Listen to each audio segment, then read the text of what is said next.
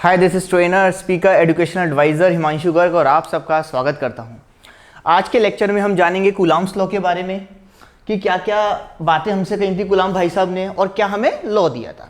इससे पहले हमने क्या पढ़ा था? इससे पहले हमने पढ़ा था चार्जेस की प्रॉपर्टीज़ के बारे में और हमने क्या पढ़ा था? हमने पढ़ा था कि किसी भी बॉडीज़ को चार्ज किस तरीके से करते हैं। अब हम पढ़ने जा रहे हैं आखिर जो चार्जेस पर अट्रैक्शन और जो रिपल्शन होता था ना, मैंने क्या बताया था? अगर हमारे पास पॉइंट चार्जेस हैं तो पॉजिटिव और नेगेटिव के बीच में हमेशा क्या मिलेगा? मुझे अट्रैक्शन मिलता था, हमेशा प्यार मिलता था। वो दोनों एक दूसरे की तरफ अट्रैक्ट होते थे। और अगर हमारे पास सेम चार्जेस हैं, सेम नेचर के चार्जेस हैं, तो वो दोनों क्या होते हैं? रिपेल करते हैं। तो आखिर वो कितने फोर्स से रिपेल करते हैं, वो सब बातें हमें किसने बताई? न्यूटन भाई साहब ने बनाई। तो इलेक्ट्रोस्टैटिक्स का सबसे पहला लॉ हमारे पास क्या आ रहा है? Coulombs law.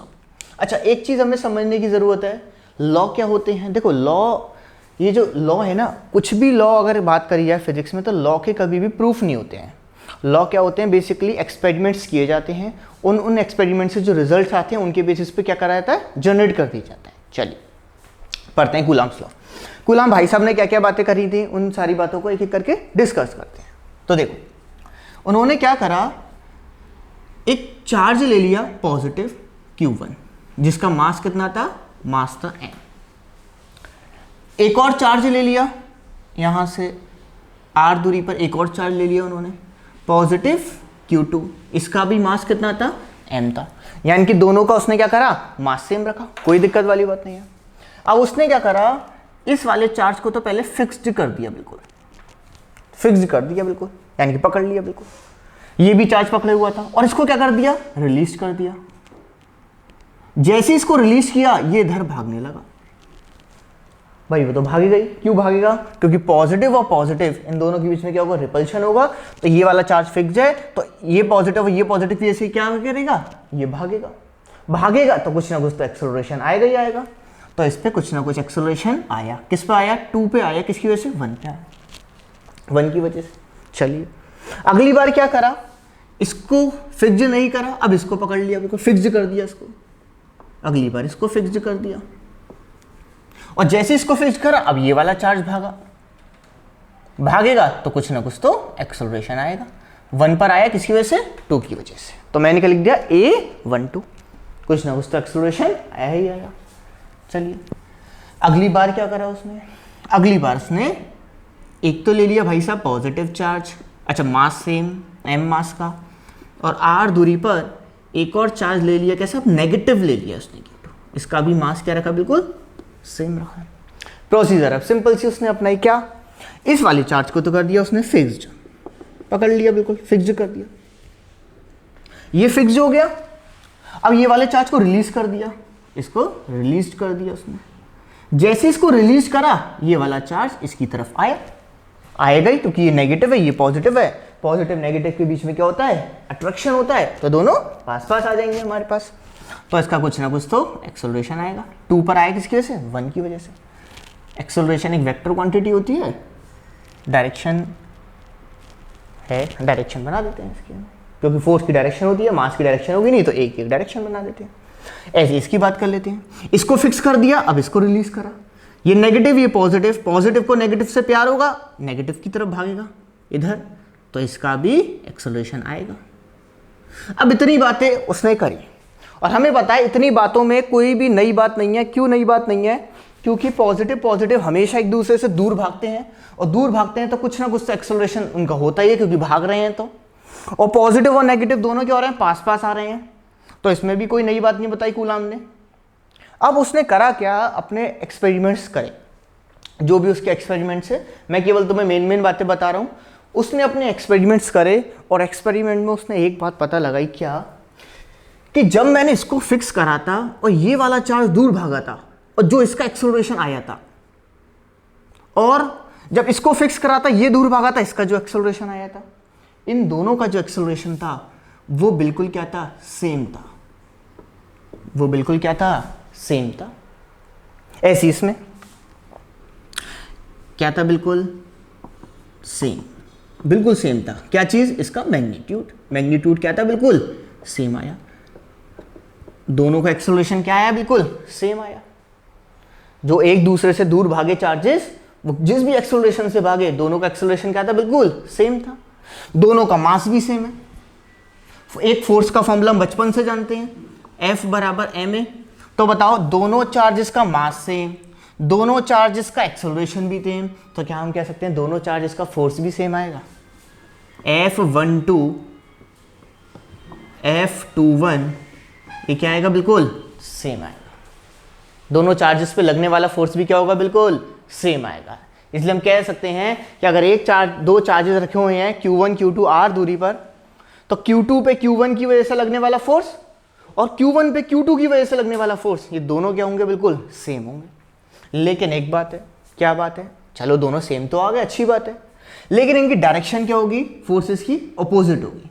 इसकी वजह से फोर्स लगा इधर F21, इसकी वजह से इस पे फोर्स लगा इधर F12, डायरेक्शन क्या हो गई, अपोजिट। दोनों फोर्सेस कैसे हो गए, बिल्कुल मैग्नीट्यूड में सेम।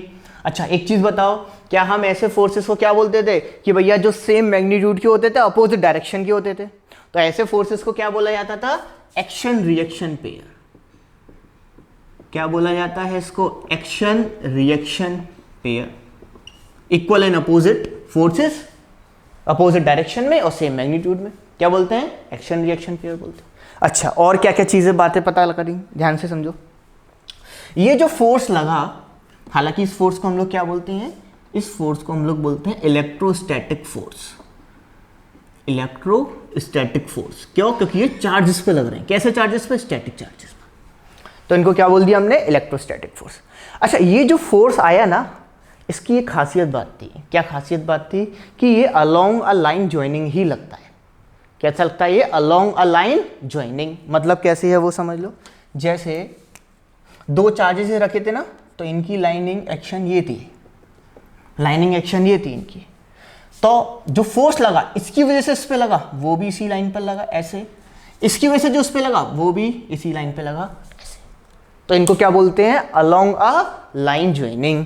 तो सेकंड प्रॉपर्टी क्या हो जाएगी कि ये फोर्स कैसे लगता है, अलोंग अ लाइन ज्वाइनिंग लगता है। जब इन दोनों प्रॉपर्टी को मिला दोगे तो ऐसे फोर्सेस, ध्यान से समझना, बोर्ड में 1 नंबर का आता है, कंपटीशन में भी कई बार पूछ चुके हैं। ऐसे फोर्सेस जिनका मैग्नीट्यूड सेम होता है, डायरेक्शन अपोजिट होती है, ऐसे और अलोंग अ सेम लाइन लगते हैं, ऐसे फोर्सेस को क्या बोला जाता है, सेंट्रल फोर्सेस बोला जाता है। क्या बोलते हैं हम इसको, सेंट्रल फोर्सेस बोलते हैं। तो हम कह सकते हैं कि electrostatic force is a central forces. ये एक पॉइंट है, electrostatic force is a central forces. चलो इतनी बातें तो आ गई, यहां तक मेरे को ये तो पता चल गया, ठीक है। आगे अब इसका क्या निकालते हैं हम, फॉर्मूला ड्राइव करते हैं। पहले यहां तक नोट कर लो सब लोग, स्क्रीनशॉट ले लो।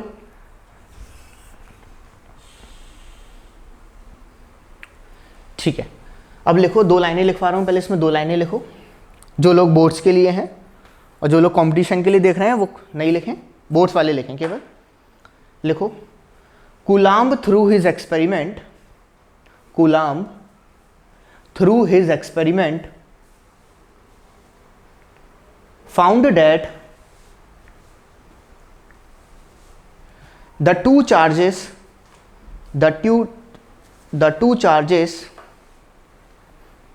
kept at a distance r,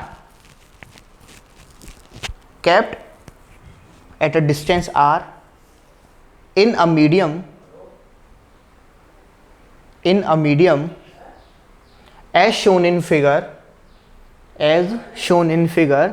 जो तुम लोगों ने ऊपर बनाया हुआ था figure, as shown in figure, exert a force F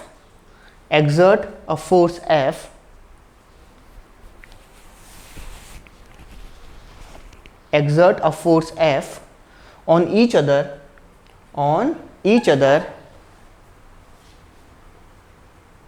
then the force F is given by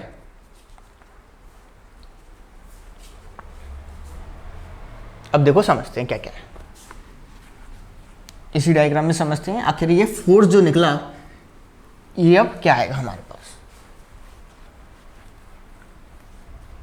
देखो कूलाम ने क्या बोला, थोड़ा सा डायग्राम फिर से बना लेते हैं।